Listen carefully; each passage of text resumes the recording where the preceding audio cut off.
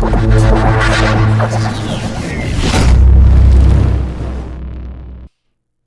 right, y'all, we back.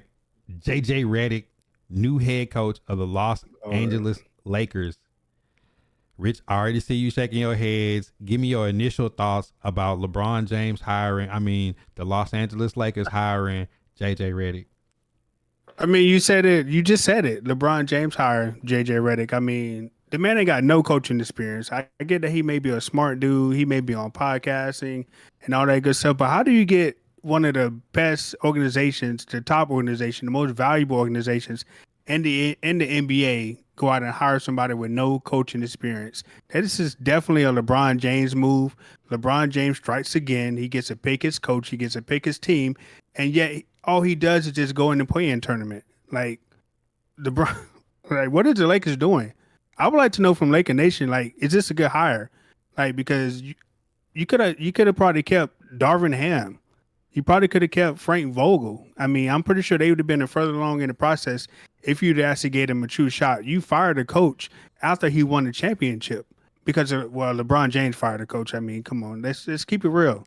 This is all LeBron James' move. This is why LeBron James left Miami, because Pat Riley wasn't going to allow this. But LA, Jeannie Buss, Rob Pelinka go out and hire JJ Reddick as a coach. A 4-year deal. LeBron James strikes again. I mean, what you think about it? I mean, it's pretty obvious to me. I mean, I put it like this. I've already been on board saying, like, this ain't about wins and losses. This is about who can come in and make this situation work for the Lakers in LeBron's ending of his tenure. Now, if they got JJ Reddick, they got to go ahead and pull the trigger with my conspiracy theory. They got to take BRONNY. They got to sell tickets. This is the LeBron tour. He on the way out. It's somebody that's going to let LeBron pretty much do what he wants to do. And I think he earned that right, because realistically, the Lakers not going to be any of the top teams in the NBA in the series and win a championship. So why not get the cash in on the Space Jam Part 5, the father-son Nike combo, the jersey sales, the ticket sales, the $250,000 courtside? You might as well cash in. And what better person to put there than somebody who kind of is just there to kind of learn on the job with a person like LeBron James, who's pretty much running the franchise. I think this is more a testament to LeBron in a good way, though. I know a lot of people look at this as bad. Is LeBron can show he pretty much can, like, own a team, run a team, hire his own coach, fire and hire his own players. Him and Rich Paul gonna run all the contracts that they want. So at this point, you know, it's the LeBron show. And if he wants to take JJ Reddick, then let him take JJ Reddick. If he want Darvin Ham, let him take Darvin Ham, whoever he wants, because it's LeBron James. If you the Lakers, you at his mercy. If you tell LeBron James no and he decides to leave, it don't matter who the coach is, because you got Anthony Davis on IR for the rest of the year. Right. He gonna miss 81 out of 82 games, and then you just gonna be stuck with who's left on the Lakers? Mo Bamba running. Yeah, Mo Bamba. Yeah. So you pretty much saying, or you confirming that the Lakers pretty much has punted on winning a championship, at least for like the next 2 years, about this hire of JJ Reddick, because I don't see that they are trying to win with this hire at all.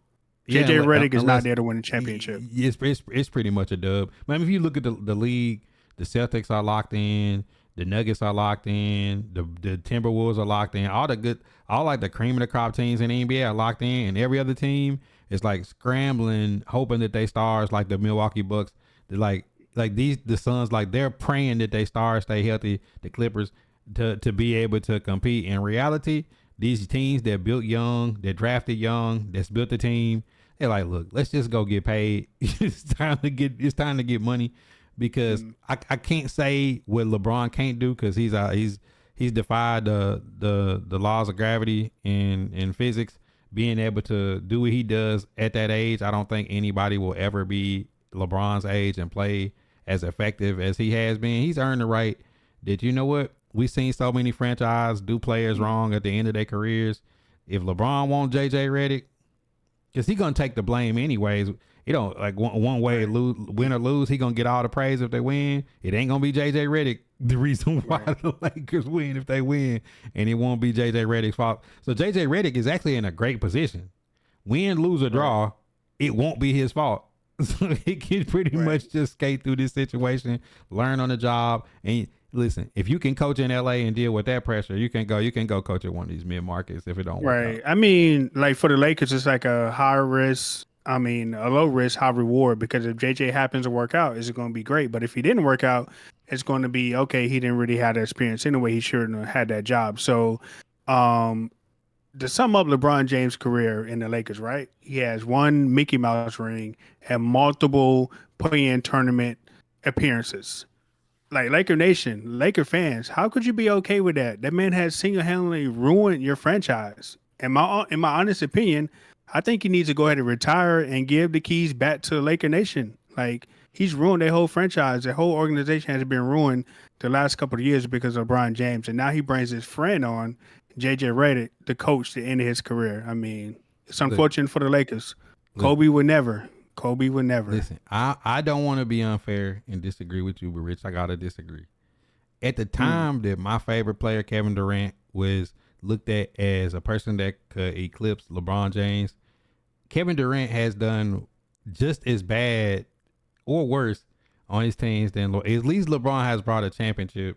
In the time that everywhere that KD has been since he left, Kyrie has gotten back to the spotlight and won a championship. Mm. The Brooklyn Nets, look where the Brooklyn Nets went. The Suns were supposed to get there. Bradley Beal has been a complete disaster. I feel like, as far as ambassador to the game, he did everything he was supposed to do in LA, which was he brought them a championship, and it's their fault they haven't been able to let the young talent pan out. They have been selling off the franchise, trying to appease LeBron. At some point, you can't let the inmates run the asylum, in the sense of does management, I don't think, know more about the game or know about running the team than LeBron does. I think that they really are subject to like thanking LeBron, because if he's not there making the decisions, the people in LA in that's making decisions, I don't think they can make proper decisions. So at least what LeBron doing is keeping them competitive enough to be in the playoffs and sell tickets and keep the arena filled up, because ultimately that's all Right. they really care about. But in the future that may change, Rich. The Boston Celtics have eclipsed them for most championships all times, and I know with the true LA Laker nation, they will not sit by and watch the Boston Celtics have more championship rings than them. So I think that'll be the Right. determining factor. I think you got to ride the LeBron train out and thank him for what he's been able to do financially and ambassador of the game anywhere he's been. Right. Because one thing you can't say about LeBron is he's gonna be on the court. Right. There's a lot of And one last superstars thing. that you can't say that at least won't be on the court. Right. And I'm glad that you brought up leadership, because as a Cowboy fan, right, the biggest thing that I hear is that the Cowboys never win until Jerry Jones unfortunately pass away or give up leadership of the team. So are you suggesting that the LA Lakers will not win another championship until Jeannie Buss or Rob Pelinka give up ownership of the team? Is that where we at right now? Because Duh. I feel that's what you kind of said. Duh. I mean, listen, like when you see certain franchises make certain moves, the teams that build for the future, that build young, that don't just sell out to sell tickets, are the ones that are going to actually win. Let's look at the Chiefs. The Chiefs are going to restructure and reorganize and prioritize around winning. The teams that prioritize around winning and say that their franchise and their brand is bigger than any player are the ones that sustain for a long term. And I'm saying it was a modern miracle that LeBron was able to get a championship for LA while he was out there, because every decision they made since the end, since really like midway through Kobe, has been like they've kind of won by default of having great people, great players. Like they've won despite them getting in the way, not necessarily like with their help. You look at the Golden State Warriors, they lost Kevin Durant, they brought in Wiggins and Poole and other young players, and they revamped and they got back to that championship. You look at the Eagles, they won a championship. They sold off, who was their young hot quarterback. They redrafted new. They went back to the Super Bowl. The 49ers are able to keep, it doesn't matter who, if it's Garoppolo, if it's Brock Purdy, it don't matter who's back there. If it's Mostert running the ball or CMC, they're going to find a way to win and fix their team And some of these teams is they're just gonna buy the biggest name and continually, just just go through this same cycle of the people at the top making decisions have to understand that you have to build long term. And unfortunately, when you see that revenue come in, when you add a star to a roster, like it's hard to turn down them sold out crowds, regardless of win, lose, or draw. So that's the way I Right. see it. But I know one thing about LeBron, we're gonna miss him when he gone, because it's not many players that make me want to turn the TV on to watch basketball. And after LeBron gone, unfortunately, Steph Curry and KD gonna be right behind. Melo's already gone. Like, who is that Right. person that's gonna be able to carry the lead? I know you got like Anthony Edwards and Lucas, a few people that are exciting, but enough to make me want to like spend my money to go watch NBA. It's in a good space right now. Jason Tatum, Jaylen Brown. I think I think we're returning back to the time of good teams in the NBA and not just being superstar driven. Sometimes we ask for things as fans and we're giving it and we don't know what we've been given, but then when we get it, we like, is this what we really wanted? It's the return of parity and different teams being actual teams. Right. The Thunder, the Nuggets. These aren't the Celtics. These are teams that don't have like some mega star, but they have an overall good team. And maybe we're returning to that in the NBA. Right. Hey, I mean, I'm here for it. I mean, my Magic is up and coming, so I love to see it. But overall, JJ Reddick to the Lakers, to the LeBron James Lakers. I don't see it working out. I think they may be even worse this upcoming season than they were this last season with barely making the play-in tournament. We'll see. But I have no hope in JJ Reddick. Well, listen, but what I do have hope in is LeBron James. I want to salute. I don't care what everybody else say. One thing about LeBron James, you're going to tune in and watch him win, or you're going to tune in and watch him lose, and he's going to have your attention, and we're going to miss him when he gone. Hey, I agree.